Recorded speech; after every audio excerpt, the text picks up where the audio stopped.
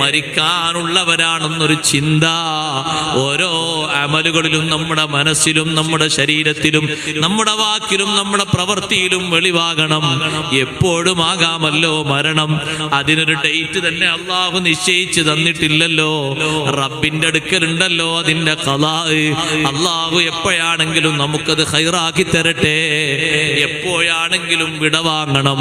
വിടവാങ്ങുന്നതിന്റെ മുമ്പ് ചെയ്യുന്ന ചെറുതും വലുതുമായ കർമ്മങ്ങൾ കുറ്റമറ്റ രീതിയിലാക്കി തീർക്കാൻ കഴിവിന്റെ പരമാവധി മുത്തഖിയായ നിലക്ക് നല്ല ഇൽമ് നേടിക്കൊണ്ട് ഒരുപാട് സുഹൃതങ്ങളുമായി നമ്മുടെ ജീവിതം മുന്നോട്ട് നീക്കണം. അല്ലാഹു സുബ്ഹാനഹു വ തആല അതിന് തൗഫീഖ് നൽകുമാറാകട്ടെ. ഞാൻ എൻ്റെ ഭാഷണം അവസാനിപ്പിക്കുന്നു. ഓ പ്രിയപ്പെട്ട സഹോദരിമാരെ, മുത്തഖീങ്ങളായി നമ്മൾ ജീവിച്ച് പിരിയുമ്പോ, മുത്തഖീങ്ങളായി പിരിഞ്ഞെങ്കിൽ